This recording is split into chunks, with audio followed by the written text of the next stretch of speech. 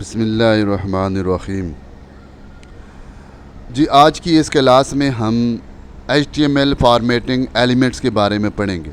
जैसे कि पहले आपने हेडर पढ़ा, हेडर 6 किस्म के हैं, H1 से लेकर H6 तक, और इसी तरीके से पैराग्राफ पढ़ा, पैराग्राफ पढ़ा।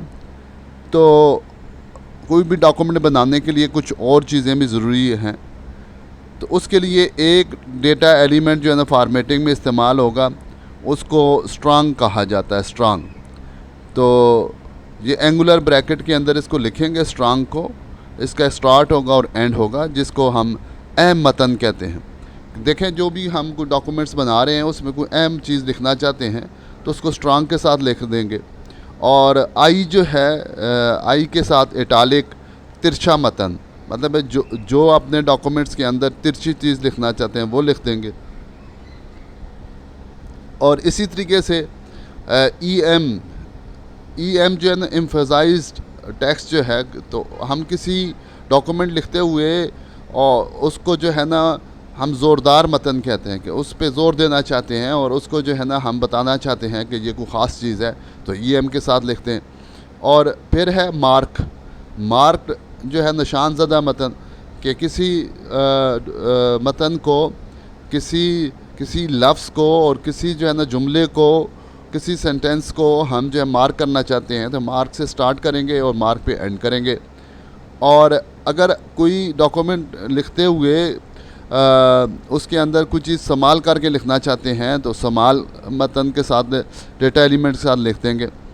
और अज़फ़शुदा मतन, अज़फ़शुदा डिलीटेड टेक्स्ट, मतलब ये है कि एक डॉक्यूमेंट है, वो आपने किसी को भेजा तो उसमें से कुछ चीज़ वो डिलीट करना चाहता है तो डिलीट मतन के साथ, डिलीट डेटा एलिमेंट के साथ लिख देगा।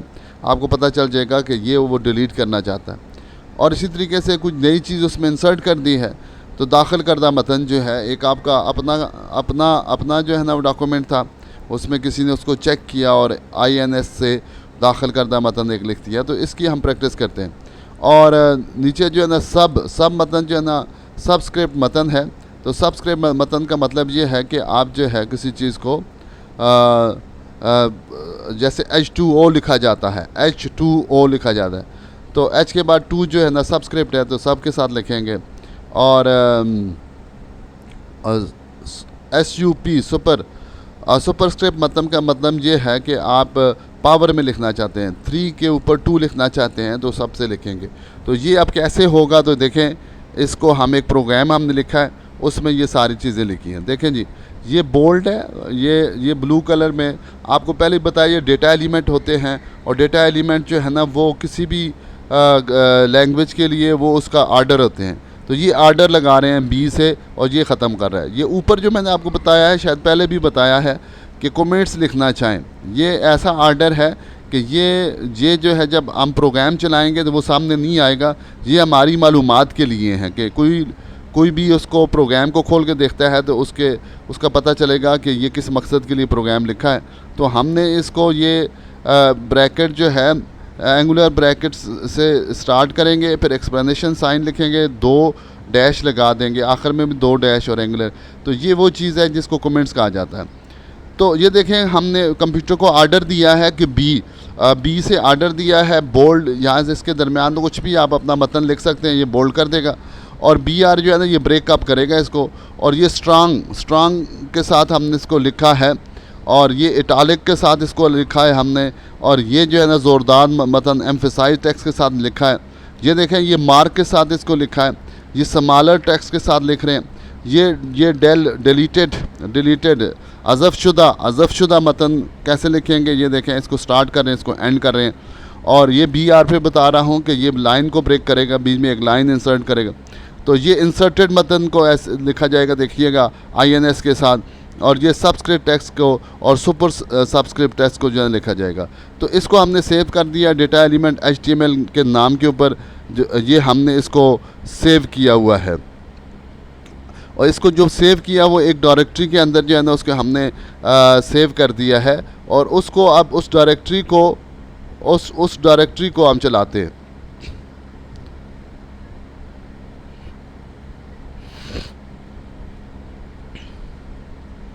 जो भी आप फाइल सेव करेंगे वो आपकी एक डायरेक्टरी में आपको सेव करनी पड़ेगी। तो यहाँ पे मैंने इसको सेव किया हुआ है, डेटा एलिमेंट के नाम पे इसको सेव किया हुआ है।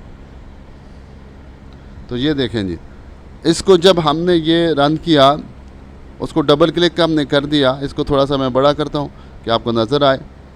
तो ये देखें, ये जो हमने ये जो प्रोग्राम लिखा है, ये बोल्ड का, ये देखें बोल्ड में इसने क्या कर दिया, इसको बोल्ड कर दिया। और ये नीचे हमने उसको स्ट्रॉन्ग के साथ इम्पॉर्टेंट, तो ये बोल्ड से भी थोड़ा मोटा ये करता है इसको। और ये इटालिक है। एम्फेसाइज जो है ना, एम्फेसाइज का मतलब ये है कि कोई भी आप टेक्स्ट लिखेंगे तो उसको वो थोड़ा सा टेढ़ा भी करेगा और जो है बड़ा भी करेगा। और इसी तरीके से मार्क टेक्स्ट में ये है कि ये मार्क टेक्स्ट से आप लिखेंगे, मार्क टेक्स्ट के साथ आप लिखेंगे तो ये क्या कर देगा, इसको इसके पीछे कलर ले आएगा। तो आपका कोई डॉक्यूमेंट लिखा हुआ है तो उसमें ऐसा काम करते हैं। स्मॉल टेक्स्ट के साथ जो है स्मॉल टेक्स्ट कर दिया। और इसी तरीके से डिलीटेड के साथ, डेल के साथ आप लिखेंगे तो वो क्या करेगा, इस तरीके से ऊपर लाइन खींच देगा उसके अंदर। ये इंसर्टेड टेक्स्ट है। इंसर्टेड टेक्स्ट में ये है कि आप जो है INS के साथ लिखेंगे तो इस तरीके से उसके अंदर ये नीचे उसके लाइन लगा देगा। और ये जो है आगे सबस्क्रिप्ट, और ये सबस्क्रिप्ट टेक्स्ट जो है ना, ये सब के साथ जो है ना वो लिखा जाएगा। और इसी तरीके से सुपरस्क्रिप्ट टेक्स्ट जो है वो सबस्क्रिप्ट के साथ जो है वो लिखा जाएगा। तो ये हम देखें इसमें पीछे पैराग्राफ में, हाँ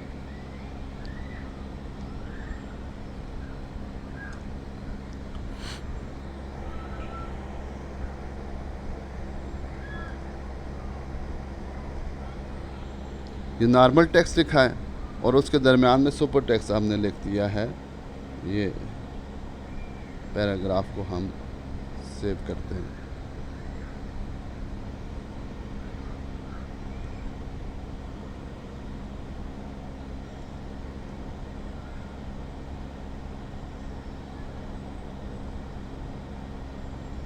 ये बंद कर दिया। इसको सेव करें और सेव करके ये सेव करके इसको दोबारा डबल क्लिक कर दें। ये देखें जी, ये नॉर्मल टेक्स्ट है, ये हमारा नॉर्मल टेक्स्ट है और ये उसको सबस्क्रिप्ट से लिखा है तो ये नीचे करके उसको लिख देता है। तो ये सब काम ये कर रहा है। ये नॉर्मल टेक्स्ट है और ये इसको जो है ना ऊपर करके जो है ना वो लिख देगा। दोबारा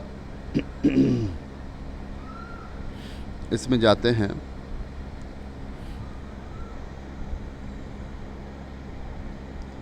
देखें जी, हम लिखते हैं H2,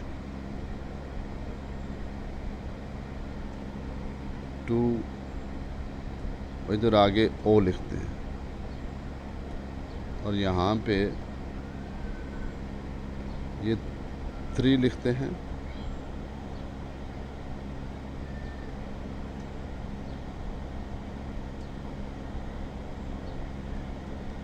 पैराग्राफ के अंदर